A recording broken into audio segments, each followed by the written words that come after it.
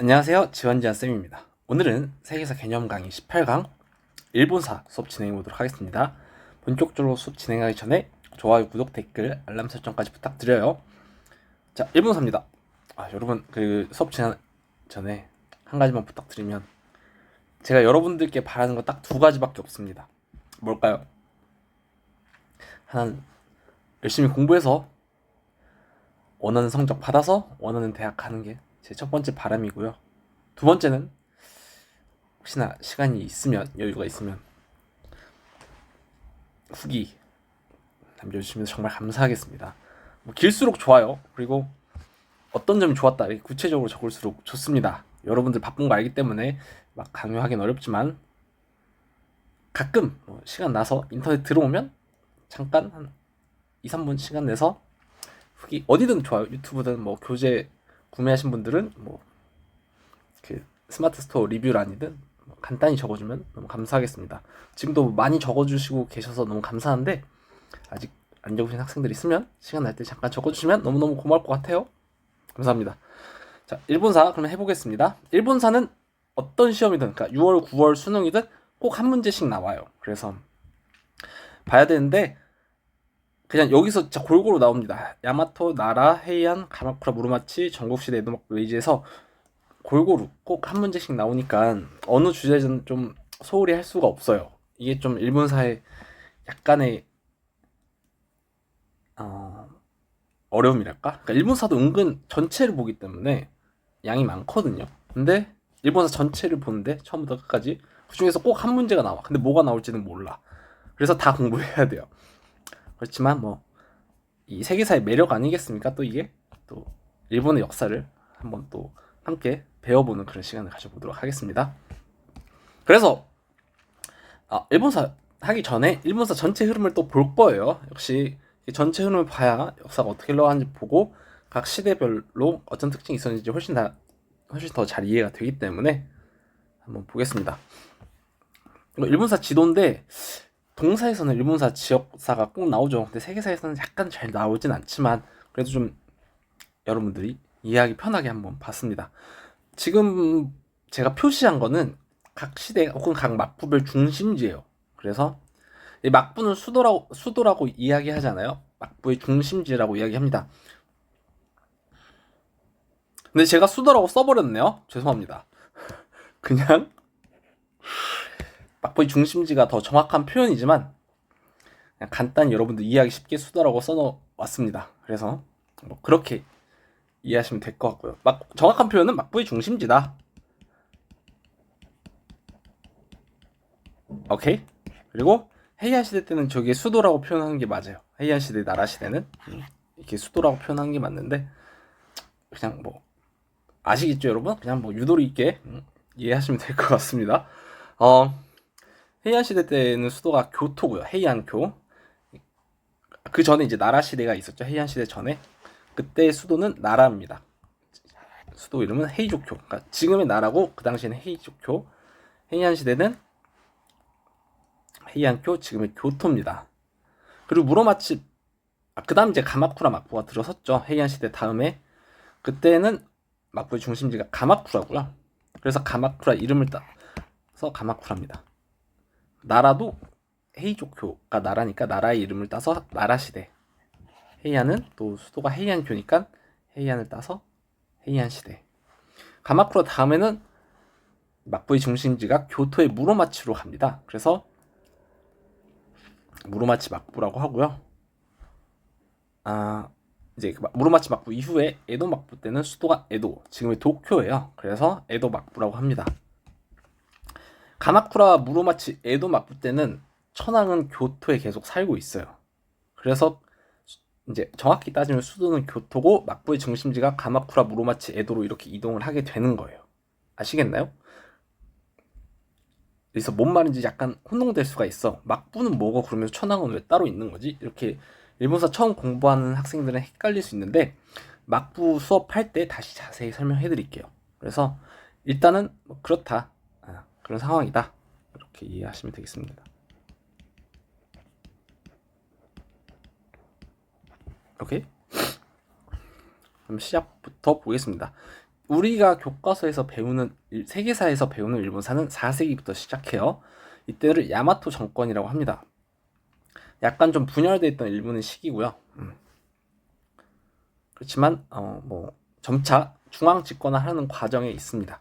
그래서 이때 대표적으로 등장했던 인물이 쇼토쿠 태자가 있었고, 그래서 4세기부터 7세기가 야마토 정권, 그리고 8세기에는 나라 시대, 수도가 헤이조쿄, 지금의 나라였기 때문에 나라 시대라 하고요. 9세기부터 12세기까지는 헤이안 시대, 이때까지를 수도가 헤이안쿄여서 헤이안 시대라고 합니다. 자, 이때까지는 천황, 일본의 왕이 일본을 통치를 했어요. 근데 가마쿠라 막부 때부터, 막부가 들어서죠. 막부는 뭐냐면 우리말로 이해하면 군사 정권이라는 뜻이에요. 그러니까 우리나라 고려시대 무신 집권기라고 생각하면 되는데, 천황은 따로 있어요. 근데 천황은 정치를 참여하진 않고 제사만 지내는 역할만 하게 돼요, 이때부터는. 그리고 누가 정치를 하냐면 막부의 쇼군은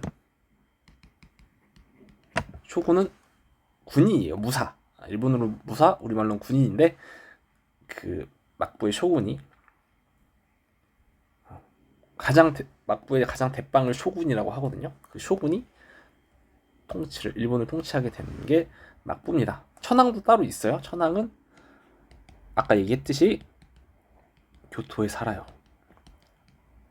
다만 제사만 지냅니다. 별 정치적인 행동은 하지 않아요. 정치적인 활동은 하지 않고 제사만 지내게 되고, 쇼군이 모든 정치를 하는 그런 시대를 막부라고 해요. 그래서 가마쿠라 막부의 중심지가 가마쿠라, 무로마치, 에도, 이렇게 흘러갑니다.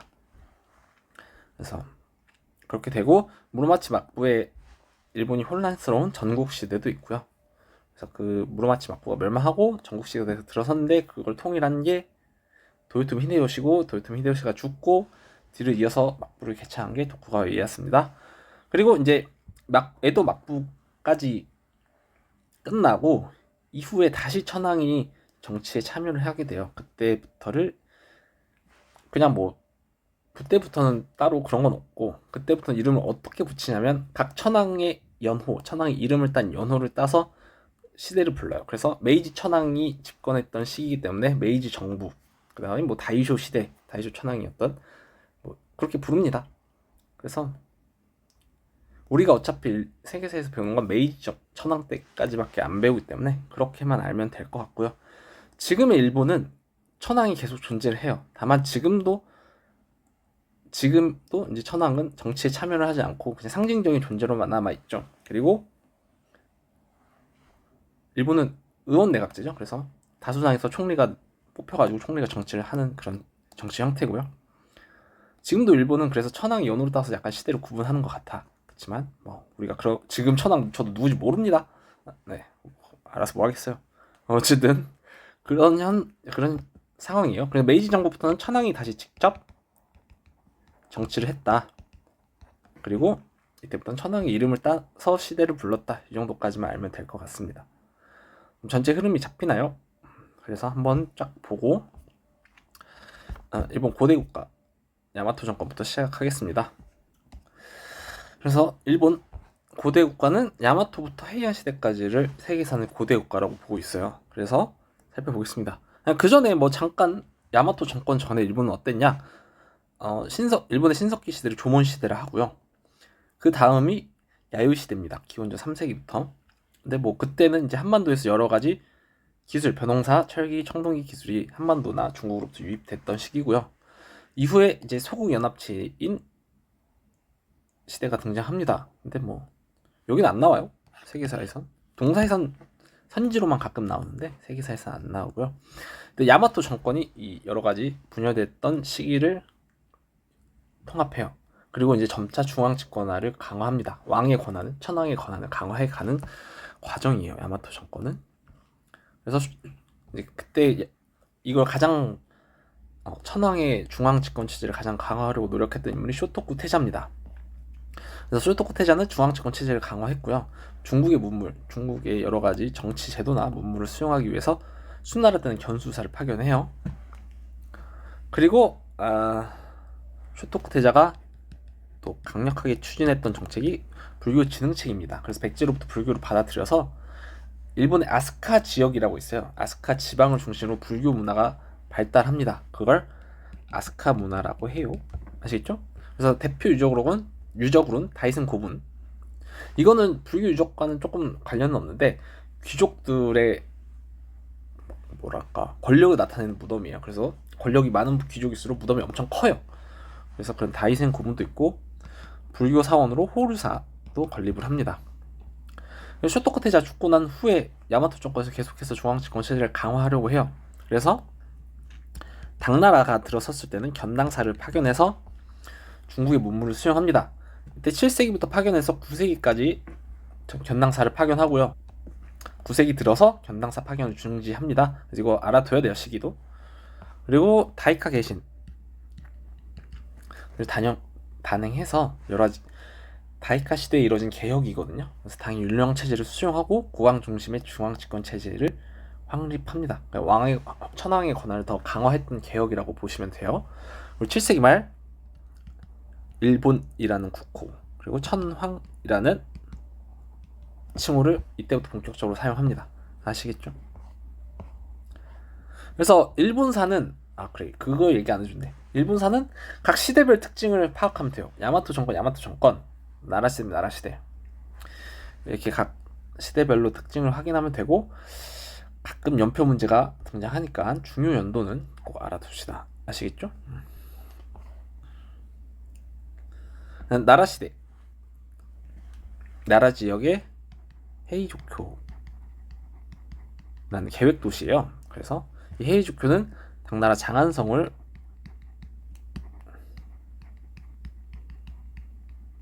본동 계획 도시인데 헤이조쿄를 짓고 여기에 천도를 합니다. 수도를 옮기는 거죠. 그래서 이때도 계속해서 견당사 그리고 한반도의 신라의 견신라사를 파견해요.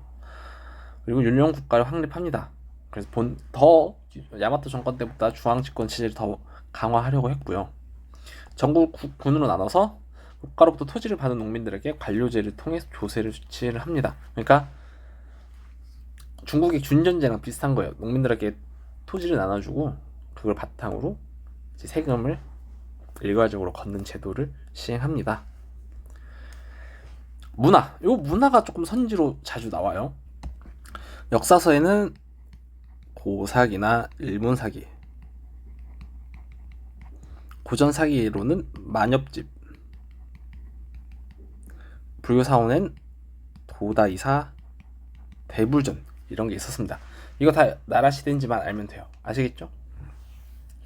그리고 이제 점차 근데 일본 귀족들의 그 정치 개입이 심해지니까 헤이안쿄로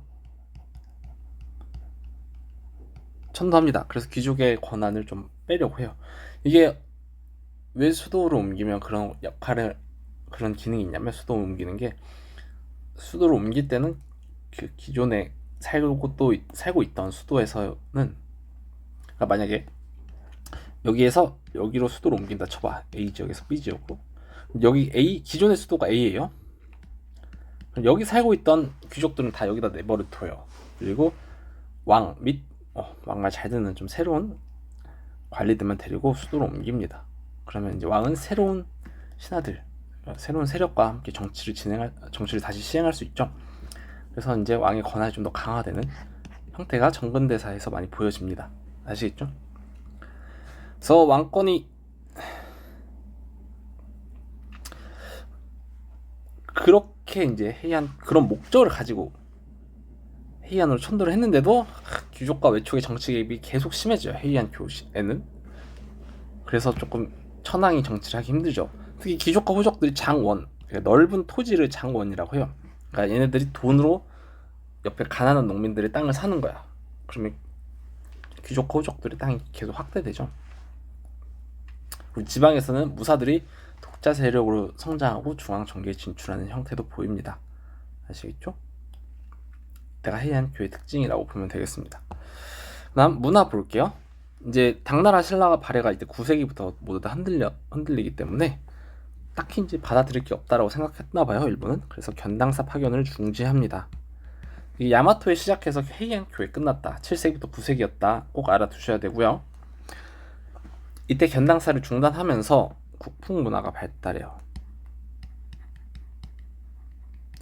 생각해보니까 우리 일본이 짱인 것 같아. 이런 생각을 가지고 중국의 문화든 신라의 문화든 발해의 문화든 우리 일본에 맞게 변형하고 일본의 문화를 강조하는 형태가 국풍 문화입니다. 아시겠죠? 그래서 한자를 변형한 가나 문자를 사용하고요. 일본 고유시가로는 와카, 소설에는 가나를 활용한 겐지 이야기 등등이 있고요. 뭐 조금 몇몇 교과서에서는 이런 묘도인 봉황당이라는 건축물, 그리고 침전 양식으로 만든 주택인 신덴즈쿠리, 그리고 관봉으로는 소구타이 이런 게 있었다고 하는데 시험에 나온 건 제가 빈칸 뚫어놓은 부분입니다. 가나, 와카, 겐지 이야기 정도 아시겠죠? 국풍 문화가 발달했다. 이거 좀 중요하니까 알아두시고요. 결국 이 천황가에서 헤이안 시대 천황가에서는 이 커져가는 귀족과 호족의 권한을 이렇게 견제하지 못했어요. 그래서 유기족과 호족이 점차 자원을 확대 계속해서 해나가고 있는데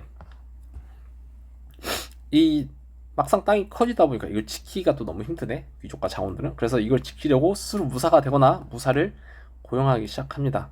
근데 이제 무사를 너무 많이 또 고용하다 보니까 지들끼리 싸우거나 또 짝짝꿍을 하는 상황이 발생해요. 그래서 이게 거대한 무사단으로 발전합니다. 그러니까 뭐 여기 한 10명 무사 있어, 여기도 10명 있어, 뭐 둘이 짝짝꿍하면 20명의 거대한 무사단이 되기도 하고, 아니면 얘네를 잡아먹죠. 다 죽이는 거 아니고 한 대빵 몇 명 죽이면 여기 밑에 있는 그 하급 무사들은 다 자기게 되잖아. 그래서 그렇게 또 세력을 키워나가서 무사단이 되기도 하고, 그래서 지방 일본 여러 지역에서는 무사단이 많이 발전하는 상황이 전개됩니다. 그래서 여기까지 일본 고대 국가였고 각 국가들의 특징 잘 정리해 둡시다. 아시겠죠? 그 다음 가마쿠라와 무로마치 막부입니다. 막부라는 건 아까 설명드렸듯이 이원적 지배 체제예요. 천황 중심의 조정과 쇼군 중심의 막부가 같이 존재하는 형태입니다. 쇼군은 막부의 수장, 막부의 대장이고요. 정치적인 실권을 행사해요. 그러니까 정치는 쇼군이, 천황은 의례, 제사만 담당하는 상징적 존재입니다. 그래서 가마쿠라 무로마치 에도 막부 때까지는 천황은 계속 교토에 지내요. 자, 그럼 가마쿠라 막부는 누가 만들었냐? 그 미나 모토노 요리토. 여긴 막부의 중심지라고 썼네요. 그래서 그 중심지는 가마쿠라고요. 가마쿠라 막부의 특징 중에 하나는 봉건제가 있습니다. 이건 일본 특유의 봉건제예요. 이 봉건제라는 건 우리가 서양 중세사 때 한번 배웠죠. 처음 봉건제라는 용어가 나온 건 주나라 때 봉건제죠. 그 봉건제는 어쨌든 그 땅을 나눠주고 그 제후에게 땅을 맡긴 다음에 그 제후가 충성을 바치는 구조죠. 이걸 이제 일본이랑 서양 역사학자들이 연구를 하다 보니까 서양 중세사에도 비슷한 형태가 있고 일본 가마쿠라 막부에도 비슷한 형태가 있는 거예요. 그 주인이 밑에 부하에게 땅을 나눠주고 대신 그 부하는 주인에게 충성을 바치는 구조가 등장했죠. 그래서 이거를 뭐라고 붙일까 하다가 중국사에 우리 주나라에 봉건제라는 제도랑 비슷한 거죠. 그래서 그냥 봉건제라는 용어를 여기랑 저기랑 갖다 붙여버린 거예요. 아시겠죠? 그렇다. 그래서 봉건제가 많이 등장한다. 그러나 국가마다 살짝의 차이가 있어요. 그래서 일본은 쇼군이 무사들, 본인 밑에 있는 무사들에게 땅을 나눠줍니다. 그래서 그 땅의 지배권을 보장하고 또 새로운 토지를 지급하기도 해요. 그러면 그 밑에 있는 무사들은 쇼군한테 군사적인 충성을 우선 약속합니다. 그리고 그 땅의 치안 유지와 땅에서 누가 뺏어가지 않나, 땅에 또 누가 나쁜 적이 침입하지 않나 이런 걸 관리를 하고요. 자원 관리, 땅을 여러 가지 관리를 하죠. 이런 등의 업무를 수행해요. 그래서 그 지방에서 실질적인 지배권을 행사합니다. 쇼군은 그 지방까지 어떻게 다 가겠어요. 그 넓은 일본 땅을. 그래서 대신 관리하는 게 무사였다. 내가 관리를 계속 무사가 하다 보니까 그 땅을 받은 무사를 가신이라고 하는데 가신이 그걸 계속 관리하다 보니까 그렇지만 실질적인 지배권은 가신에게 있었다. 이렇게 이해하시면 되겠습니다. 아시겠죠?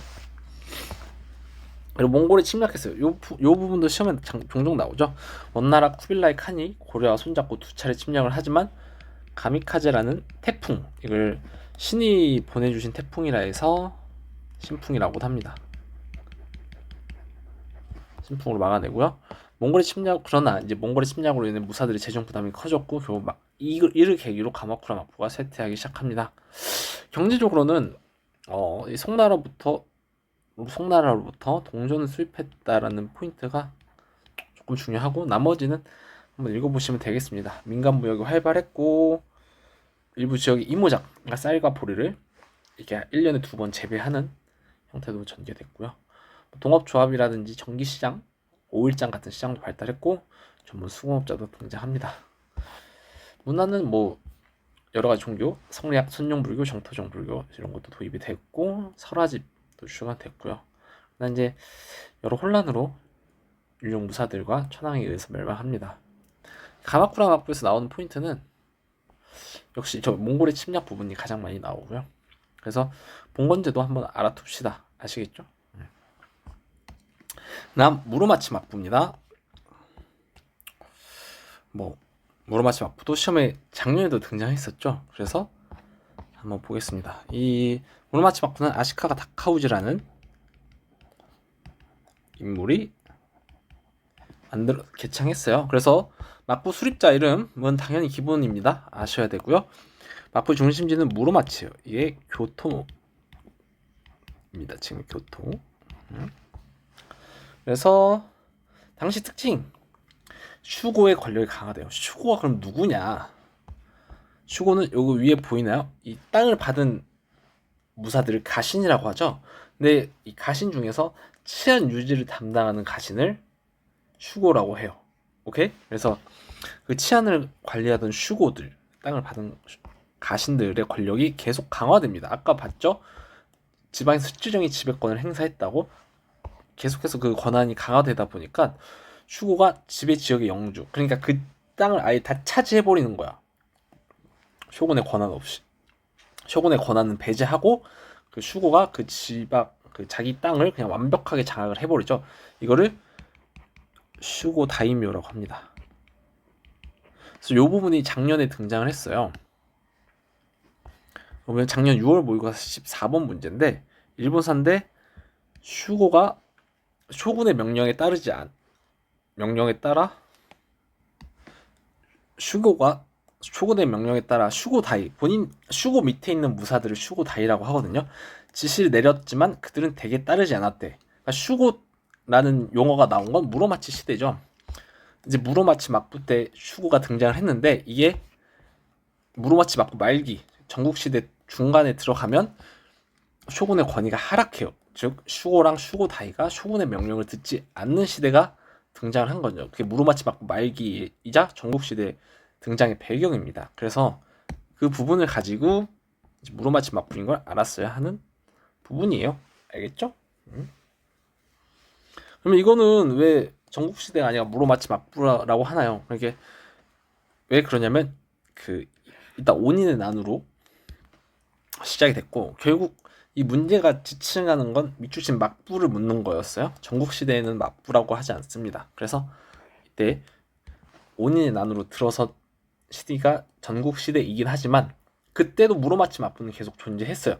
아까 연표에서 보였듯이 전국시대 초중반 거의 말기까지랑 무로마치 막부 말기랑 거의 겹치는 시기가 있어요. 그래서 무로마치 막부도 존재를 했기 때문에, 그리고 슈고가 쇼군의 말이 듣지 않는 시기도 무로마치 막부 말기에 있었죠. 그래서 이 문제는 무로마치 막부를 묻는 문제였습니다. 아시겠죠? 그래서 발문도 중요하다. 그리고 슈고라는 키워드도 작년에 등장했으니까 알아둡시다. 아시겠죠? 근데 이게 무로마치 막부가 수립되는 과정에서 천황 둘이 다투는 일이 발생합니다. 그래서 그 요시노라는 천황이 그 옥새를 가지고 남쪽으로 도망가서 새로운 천황 조정을 세워요. 그래서 천황이 둘이 돼버린 상황이 발생합니다. 그래서 뭐 자기들끼리 엄청 싸워요. 근데 이걸 3대 쇼군인 아시카가 요시미스가 통일하고 북쪽의 교토의 천황가로 다시 통합합니다. 이제 무로마치 막부 중에서 또 중요한 특징 중에 하나는 가반무역이죠. 가반무역. 누구랑? 명과. 그래서 아시카가 요시미스 3대 쇼군이었던 아시카가 요시미스가 명나라로부터 책봉, 일본 왕으로 책봉을 받기도 하고요. 대신 일본은 명에게 외구 단속을 약속합니다. 외구는 일본 해적들, 중국 바닷가 가서 해적하는 일본 해적들을 외구라고 하고요. 이런 물품들을 그 무로마치 막부랑 일본은 서로 교역을 합니다. 근데 감합 무역이 뭐냐면 무역을 할 때는 이 감합부라는 종이가 필요해요. 이걸 이렇게 반으로 잘라요. 그래서 하나는 일본 상인들이 갖고 하나는 중국 관료들이 가져요. 그 해안가에 있는. 그래서 일본 애들이 무역을 하러 왔을 때 이걸 딱 대잖아요. 감합부를 서로 댔을 때 딱 맞는 이 찢어진 부분이 딱 맞는 애들만 무역을 허가해줘요. 그걸 감합 무역이라고 합니다. 그래서 그런 무역을 무로마치 막부는 명원과 전개했다. 기타 이모작도 전국 확산되고 동업조합도 증가했다. 전통 문화로는 다도란 꽃꽂이가 발달했다. 그러나 이제 5인의 난으로 쇠퇴합니다. 1467년부터 1477년까지 10년간 전개된 쇼군 후계자를 둘러싼 분쟁이에요. 이때부터 무로마치 막부가 쇠퇴하고요. 위에 봤던 슈고 다이묘들은 독립을 하기 시작해요. 그러니까 아예 이제 쇼군의 말은 1도 안 듣는 거야. 아까 봤죠? 무로마치 막부 문제에서. 그래서 슈고 다이묘가 지방의 독자적인 세력으로 성장합니다. 그러니까 이게 여러분들 이해가 안 되는데 경기도에 가면 경기도지사 있죠? 경기도가 대통령의 말을 안 듣는 거예요. 우리나라로 치면. 그래서 자기가 그냥 경기도를 혼자 다스리겠다 이렇게 돼버리는 걸 슈고 다이묘라고 합니다. 이때부터 전국 시대 시작이에요. 그러니까 무로마치 막부가 다시 보여드리면 무로마치 막부는 1336년부터 1573년까지예요. 그리고 전국 시대는 그 안에 1467년부터 1590년대까지입니다. 그래서 이 무로마치 막부 시기 안에 전국 시대가 전개됐고 무로마치 막부 끝나는 시기랑 전국 시대 끝나는 시기랑 얼마 차이가 안 나죠. 그래서 무로마치 막부 멸망 이후에 전국 시대가 한 10년 있다가 다시 통일되는 모습입니다. 그래서 같은 시기에 거의 비슷하게 존재를 해요. 그래서 알아두시면 좋을 것 같고요. 그다음 그러면 전국 시대랑 에도 막부 보겠습니다. 아까 봤듯이 온인의 난 때문에 쇼군 자리를 둘러싸고 다이묘 무사들끼리 세력을 다퉜던 시기가 전국 시대입니다. 쇼군의 권위는 진짜 땅바닥 밑으로 추락을 하고요. 결국 1573년에 무로마치 막부가 멸망을 합니다. 전국 시대의 가장 유명한 세 명이 오다 노부나가, 도요토미 히데요시, 도쿠가와 이에야스죠. 뭐 유명한 이야기가 있지만 우리는 그냥 간단히 넘어가겠습니다. 그래서 오다 노부나가가 전국시대 통일의 기반을 마련했는데 부하한테 칼 맞아 죽어요. 그걸 혼무지의 변이라고 하거든요. 어쨌든 뭐 안타깝게 모르겠어. 뭐 그냥 죽습니다. 도요토미 히데요시가 뒤를 이어서 전국시대를 통일합니다. 도요토미 히데요시도 세계사에서 단독으로 등장했기 때문에 알아둡시다. 임진왜란을 일으켰고요. 이건 너무 다 알죠? 히데요시 정책 중에 유명한 게 병농 분리 정책이에요.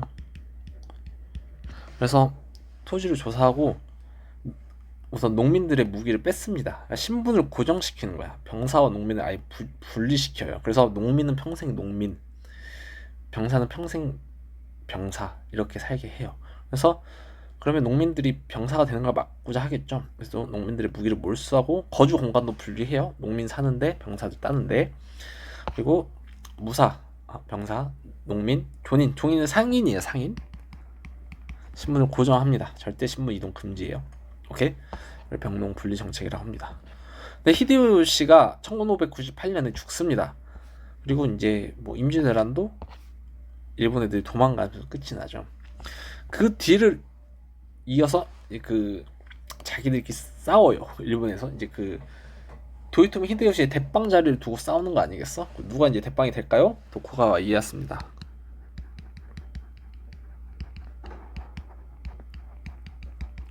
막부의 중심지는 에도, 이게 지금의 도쿄예요.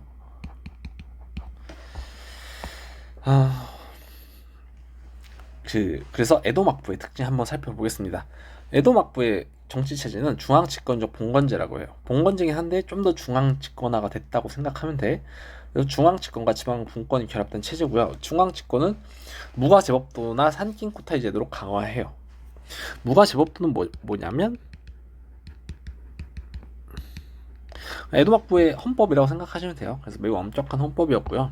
산킹쿠타이제는 이게 시험에 굉장히 많이 나오죠.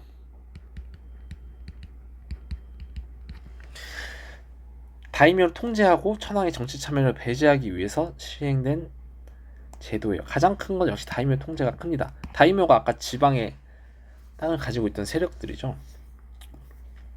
어떻게 하냐면 다이묘 본인 땅과 에도 막부의 중심지를 1년마다 왔다 갔다 하게 해요. 그러니까 1년은 본인들 땅에 1년은 에도에 무조건 살게 해. 그럼 그 왔다 갔다 하는 과정에서 다이묘들이 돈을 많이 씁니다. 그래서 좀 경제적인 힘이 많이 약해지고요. 또 다이묘의 가족은 계속해서 에도의 인질로 살아야 돼요. 그러다 보니까 가족을 인질로 잡고 있으니까 좀 쇼군의 말을 듣게 되겠죠. 그렇게 돼서 여러 가지 이유로 다이묘를 통제하게 됩니다. 오케이? 그게 산킹쿠타이 제도예요. 그래서 산킹쿠타이 제도 내용까지 꼭 알아둬야 돼. 아시겠죠? 그다음 지방 분권은 막번 체제를 통해서 시행이 돼요. 쇼군은 중앙과 에도 부근이겠죠. 도쿄 부근 그리고 치카이지 본인 땅 몇 개 군대를 지배를 해요. 그리고 나머지 지방은 다 다이묘에게 맡깁니다. 그럼 다이묘는 본인들의 땅을 영지라고 하는데 그걸 번이라고도 해요. 그래서 다이묘는 본인들 땅 번을 통치를 합니다. 그래서 막부가 중심지를 지배하고 다이묘는 번을 통치한다 해서 막번 체제라고 해요. 아시겠죠? 다음 에도 막부의 경제. 이것도 종종 나오기 때문에 한번 보겠습니다. 역시 여기도 병농 분리 정책을 실시해요. 에도 막부 때도. 그래서 산업공상의 식문제, 무사농민 존인의 신분을 고정하고 거주 공간 분리하고요. 무사 계급이 농민과 존인, 상인들을 지배합니다. 농민은 농촌에 거주하고요. 무사들은 계획 도시인 조카마치에 거주해요. 그리고 존인들도 상인인 존인들도 상인이면서 수공업자 물건 만드는 애들이에요. 조카마치에 거주를 해. 왜냐? 얘네는 무사에게 그 물건, 뭐 신발이라든지 칼이라든지 모자라든지 옷이라든지 이런 걸 계속 줘야 되기 때문에 같이 조카마치에 거주합니다. 다만 조카마치에서도 무사랑 존인이 사는 곳은 구분돼요. 오케이? 그다음 이 대무역 파트가 조금 최근에 많이 나오더라고요. 16세기에 포르투갈이나 에스파냐 상인이 일본으로 진출합니다. 그리고 에도 막부는 일본의 배, 수인선들에게 그 해외 나가서 무역할 수 있는 수인장 무역을 전개해요. 그래서 일본 상인들이 동남아시아 가서 무역을 전개해. 그런데 그 상인들이 크리스토교를 배워오는 거야. 그리고 에스파냐나 포르투갈에 들어오면서 계속 일본의 크리스토교가 퍼져요. 그래서 에도 막부가 쇄국 정책을 강화합니다. 그러니까 그 외국과 단절을 끊는 걸 쇄국 정책이라고 해요. 그래서 크리스토교 포교를 금지하고요. 사무역을 또 통제하고, 그러니까 민간 상인이 밖으로 나가는 걸 금지시킵니다. 그리고 포르투갈과 에스파냐 선박의 내항, 그러니까 일본으로 들어오는 걸 금지시켜요. 다만 조선 통신사는 받아들이고요. 중국과 네덜란드 상인들, 네덜 나가사키 데지마에서 무역을 허용합니다. 왜 네덜란드 애들은 괜찮냐? 네덜란드 애들은 무역할 때 크리스토교 포교를 하지 않았기 때문에 무역을 허용해줍니다. 아시겠죠? 요거 어쨌든 대외무역 파트도 자주 나오니까 정리해두고, 농업은 개간 사업으로 경제가 확대되고 뭐 농기구나 시비법이 개량돼서 농업 생산이 증가하고요. 상공업으로는 도로망도 정비하고 상공업이 발달하면서 조카마치가 상업도시로 성장해요. 왜냐면 존인들이 거기 많이 살기 때문에 상업이 많이 발달합니다. 그리고 3도, 세 개의 대도시가 성장하고요. 에도, 오사카, 교토. 그로 가는, 특히 그 에도로 가는 5가지 도로, 큰 도로, 이걸 오가도라고 하는데가 발달해요. 그리고 상인들, 존인들끼리 동업 조직인 가부나카마도 조직을 합니다. 뭐 이런 특징이 있었어요. 그럼 문화 보겠습니다. 이 난학이라고 해서 이게 네덜란드를 통해 들어온 서양 학문이라고 하거든요. 이걸 통틀어서 난학이라 그래. 오케이? 근데 그 중에서 가장 유명한 게 네덜란드 의학서를 번역한 게 해체신서입니다. 그래서 이거 좀 알아둡시다. 오케이? 그리고 뭐 문화 존인들이 이제 돈을 많이 버니까 문화를 많이 즐겨요. 그래서 우키요에는 풍속화라든지 가부키라는 공연 이런 것도 즐기고요. 그리고 국학이라는 고대 일본 정신으로 돌아가자라는 사상인데 이게 존학량의 운동, 이따 메이지 유신 때 볼 건데 거기에 영향을 줍니다. 그리고 성리학도 관학하고 양명학도 유행을 해요. 그래서 전국시대와 에도막고의 특징까지 정리해두면 되겠습니다.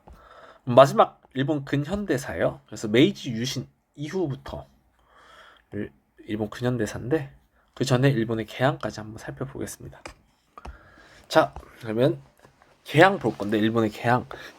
이 개항의 가장 첫 번째로 알아야 될 특징은 이게 에도 막부 때 시행된 거예요. 그래서 혹여나 근현대사 파트에서 배웠다고 이거 메이지 정부 때라고 헷갈리면 안 됩니다. 아시겠죠? 이거 선지로 종종 나와요. 일본은 두 번을 거쳐서 개항을 하는데 모두 미국과 개항을 합니다. 첫 번째는 미일 화친 조약이에요. 미국의 페리 제독 군인이에요.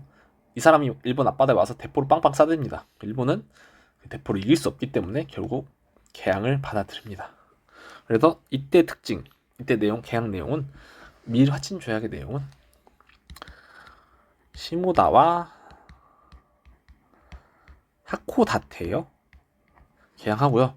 미국의 최혜국 대우를 인정해요. 최혜국 대우는 미국을 가장 은혜로운 나라로 인정한다는 거예요. 그래서 일본이 만약에 미국 이외의 다른 나라들이랑 조약을 체결할 때 미국에겐 안 준 좋은 조약을 다른 나라에게 체결해줬어. 그러면 미국도 자동적으로 그 최혜국 대우에 입각해서 그 좋은 조항을 적용받게 됩니다. 아시겠죠? 이게 최혜국 대우예요. 다음 일본이 이게 미일 화친 조약을 체결했는데 미국은 아직 부족한가 봐. 그래서 더 많은 무역을 요구합니다. 그래서 밀수통상 조약을 체결해요. 그래서 가나가와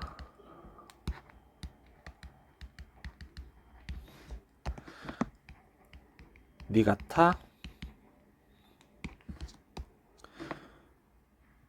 아니야 글씨 많은 순서대로 쓸게요. 나가사키 니가타 효고입니다. 이렇게 개항을 하는데 가나가 대신에 요코하마를 효고 대신에 고베를 개항해요. 그러니까 상황상 안 돼서 두 개의 도시는 대체해서 개항을 했고요. 협정 관세를 체결합니다. 즉 일본의 관세는 일본 마음대로 할 수 있는 게 아니라 미국과 협의하에 관세를 정해야 되고요. 미국의 영사재판권을 인정합니다. 영사재판권이란 뭐냐면 일본 안에서 미국 애들이 지낼 거 아니에요. 이제 무역을 하게 되면 근데 미국 애들이 사고 치면 일본 법이 아니라 미국 법에 의해서 미국 영사관, 미국 외교관이죠. 일본에 있는 미국 외교관이 진행한 재판에 의해서 재판을 받습니다. 그래서 영사재판권이라고 하고요. 이후 일본은 계속해서 일본도 러시아, 영국, 프랑스, 네덜란드랑 불평등 조약을 체결합니다. 이제 계약을 하다 보니까 외국 상품이 수입되겠죠. 그리고 금이랑 은은 계속 유출돼. 그러니까 물가가 상승하게 됩니다. 싼 물건은 계속 들어오는데 화폐는 빠져나가니까 물가가 상승해요. 그래서 이 물가가 상승하면 하급 무사들이랑 하급 민중들, 하층민들이 많이 힘들어집니다. 불만이 많아져요. 그래서 이 하급 무사들이 처음에는 외세, 저기 서양 세력에 문제가 있다라고 생각을 하고 양이 운동을 전개해요. 그러니까 오랑캐를 물리치자. 그래서 외세 배교 운동을 전개합니다. 그러나 이제 실상 그 서양과 싸우면서 지죠. 그래서 이기기 힘들다고 생각하고 존왕 양이 운동으로 확장합니다. 그러니까 반막부 세력들, 저 사스마번, 조수번, 그 번이 지역이었죠. 아까 영지 그 대표적인 두 지역이 사스마번, 조수번인데 얘들이 반막부 세력을 형성합니다. 그러니까 우선 서양이 잘못했다 해서 서양한테 뭐라 했지만 서양한테 졌고요. 그러면 두 번째로 잘못한 거는 그걸 서양과의 불평등 조약을 체결한 막부지 않냐. 그래서 막부를 겨냥하기 시작합니다. 그래서 반막부 세력이 천황을 몰아내고 반막부 세력이 막부를 물리치고 천황 세력을 옹립하자. 다시 천황이 정치를 하게 하자. 이걸 존왕양이 운동이라고 합니다. 이걸 전개해요. 그리고 천황을 옹립하고 계속해서 매세 배격을 주장하는데 매세 배격은 이제 약간 약해지는 추세고 천황 옹립의 주장이 더 강해집니다. 그래서 계속해서 주장했기 때문에 반막부 세력 주도로 막부를 폐지하고요. 천황 중심의 정권을 수립합니다. 이걸 메이지 유신이라고 해요. 1868년이고요. 왕정 복고가 일어납니다. 그래서 천황이 다시 정치에 참여하게 되는 순간이 다가옵니다. 어렵지 않나요? 이해 가죠, 여러분?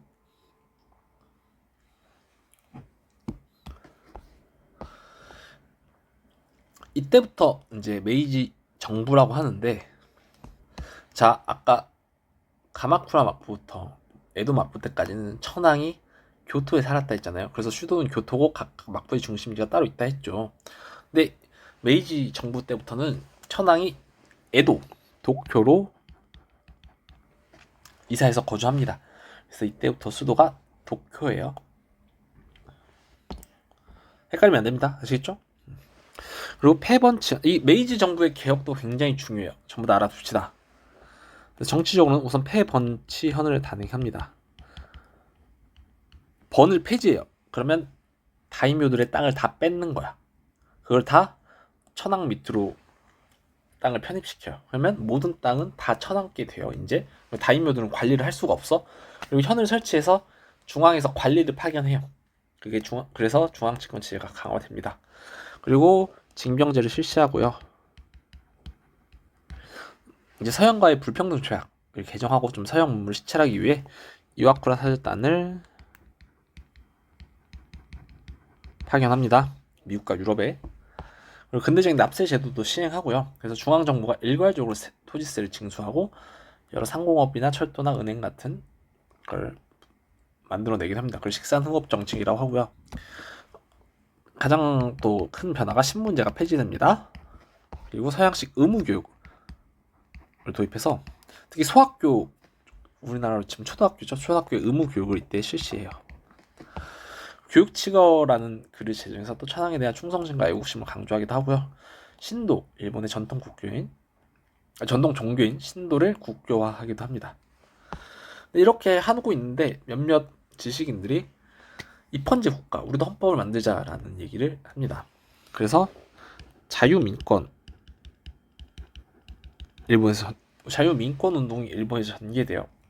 서양식 의회랑 헌법을 우리도 만들자.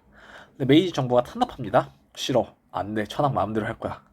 그래도 이 자유민권 운동 요구가 계속 커지니까 일본이 결국 헌법을 만들기로 합니다. 이걸 대일본 제국 헌법이라고 해요.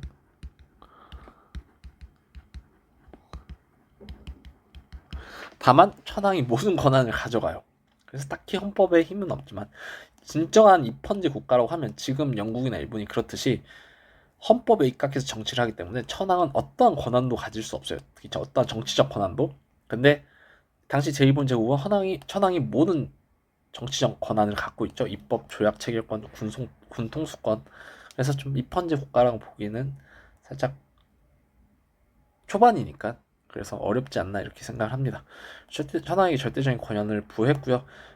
1년 뒤 중의원 선거를 실시해서 제국의회를 개설합니다. 그래서 저 대일본 제국 헌법이랑 제국 의회 정도는 연도 알아둡시다. 아시겠죠? 그리고 일본은 본격적으로 제국주의 침략을 본인들도 전개해 나갑니다. 메이지 정부 들어서서 정한론을 주장해요. 한반도를 정벌하자. 그래서 운요 사건 일으키고 강화도 조약을 체결하죠. 그리고 류큐를 1879년에 일본 땅으로 편입합니다. 그래서 그게 오키나와가 돼요. 지금의 오키나와가 과거엔 류큐였습니다. 그리고 청일전쟁. 이제 점차 일본은 이때부터 정한론 이후부터 강화도적 이후부터 한반도를 탐내기 시작하죠. 근데 당시만 해도 한반도에서 가장 많은 지배권을 가졌던 국가는 청나라죠. 그래서 일본 입장에서는 청나라랑 결국 싸워야겠다. 이렇게 호시탐탐 기회를 누르고 있다가 동학농민운동이 발발하자 이걸 빌미로 그 청과 일본이 군대 파견을 한반도에 군대를 파견하죠. 그리고 한반도에서 둘이 전쟁을 합니다. 일본이 청 선제 공격을 해서 일본이 이겼고요. 그 결과 시모노세키 조약을 체결하죠.